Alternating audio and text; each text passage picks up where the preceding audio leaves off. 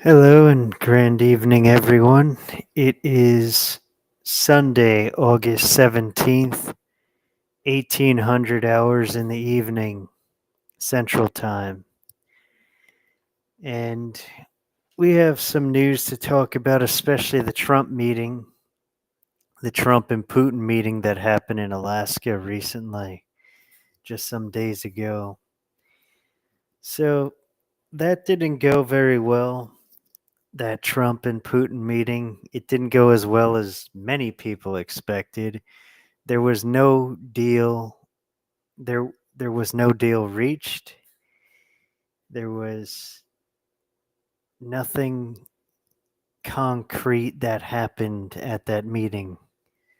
Nothing significant happened with the meeting that is beneficial when it comes to an agreement to do with Ukraine or Russia and the US. So I believe Putin went there to buy time. It was a charade. He just went there to buy time and prepare further for what he wants to do with Ukraine and possibly the rest of NATO. Same thing with President Trump. He was there just to show that, oh, I'm meeting President Putin and buy time also for NATO's plans. It's very, very tense right now, especially that there was no agreement besides maybe some possible security guarantees for Ukraine. There might have been an agreement with that, though even that's major if NATO decides to put some troops in Ukraine for security guarantees. So we'll see whether NATO or Russia does a preemptive strike in the coming days, since there was no large agreement that happened during that meeting and the whole thing was just playing along some kind of,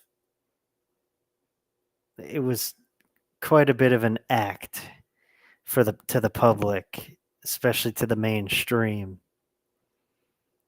It's just a public act, all for show and playing along. So we also have this. President Trump has federalized the police in DC, and there's about 1,000 National Guard there. I believe it's for preparation for something major that may happen there, or maybe another step towards martial law.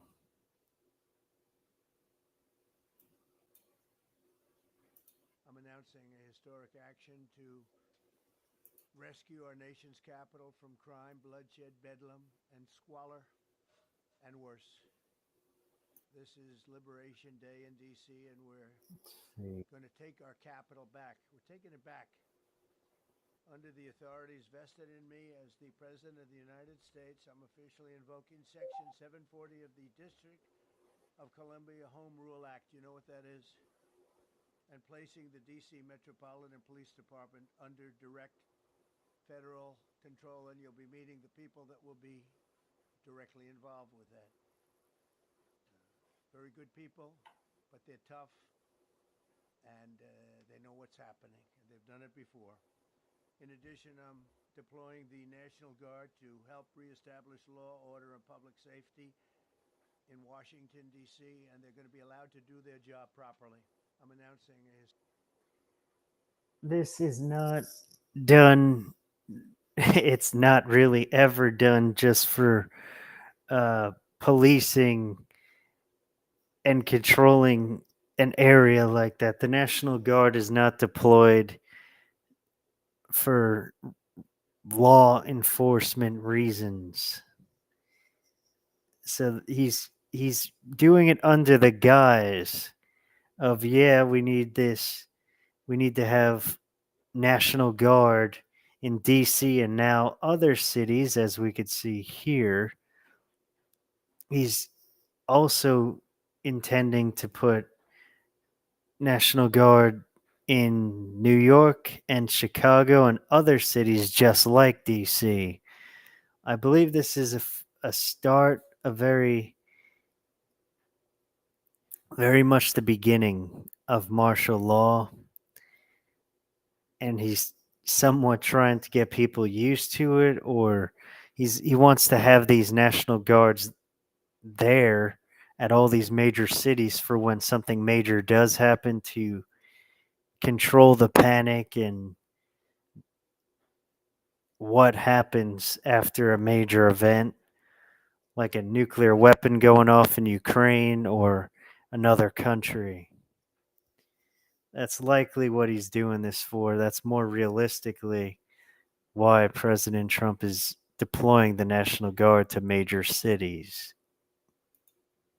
You know, and we're going to have the same thing here. But then I'm going to look at New York in a little while. Let's do this. Let's do this together. Let's see. It's going to go pretty quickly.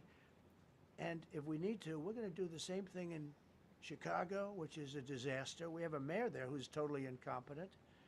He's an incompetent man. And we have an incompetent governor there. Pritzker's an incompetent. His family threw him out of the business, and he ran for governor. And now I understand he wants to be president. But I noticed he lost a little weight, so maybe he has a chance. You know, you never know what happens. But Pritzker's a gross incompetent guy, thrown out of the family business. But when I look at Chicago and I look at L.A., if we didn't go to L.A. 3 months ago, L.A. would be burning like the part that didn't burn. If he would have allowed the water to come down, which I told him about in my first term, I said, you're going to have problems. Let it come down. We actually sent in our military to have the water come down into L.A. They still didn't want it to come down after the fires. But that was it. We have it coming down. But hopefully L.A. is watching. That mayor also. The city's burning. So he really does. He's thinking of deploying the National Guard to multiple cities, possibly every major city in the country. He's starting with the larger ones. So we'll see what happens with all of that and the National Guard deployment. I heard recently that the National Guard are now being armed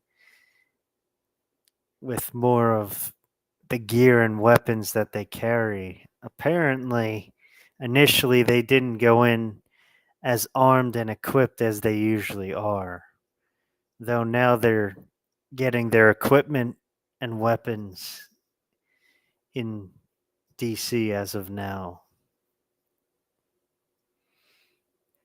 We also have this here. Let's talk about the hurricane, possibly hurricanes, plural. We have Hurricane Erin. It's right near Puerto Rico and the U.S. Virgin Islands. I believe it, yeah, just past. It's right by the DR, in Puerto Rico, and it's approaching the U.S. Virgin Islands. It's a massive storm. It's causing a lot of problems over there, and it is moving west northwest.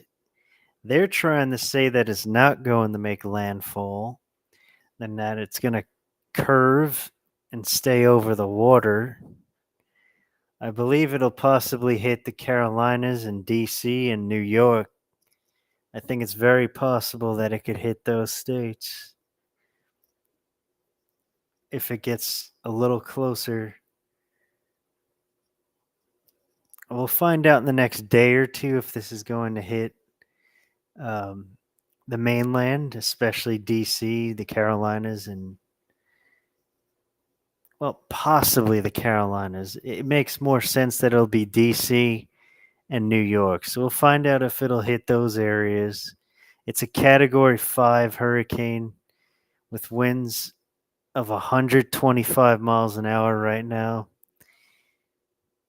and it's got favorable conditions, so it's sustaining a lot of its strength, building up and sustaining as it's traveling over the Atlantic Ocean. So people need to stay very vigilant and keep on preparing, even for all these hurricanes, as hurricane season is just about here now. If not, it's already started. People always need to be prepared for hurricanes as well, especially if you live in those coastal areas and by the water,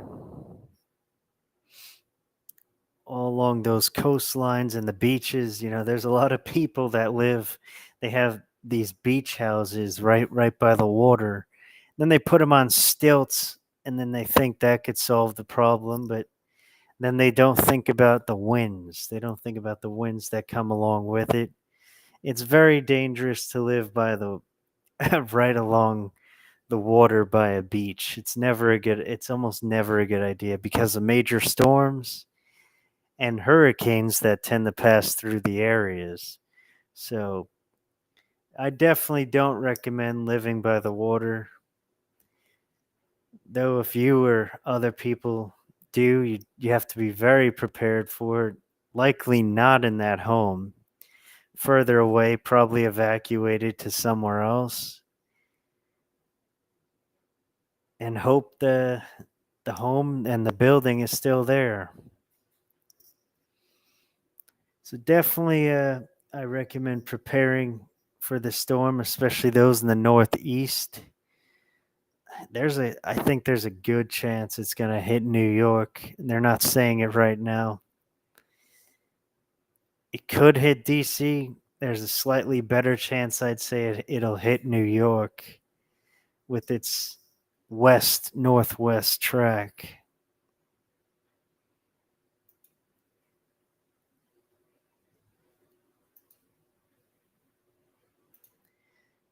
As you can see here, they're saying it'll be near New York on Thursday. It's still quite a few days out.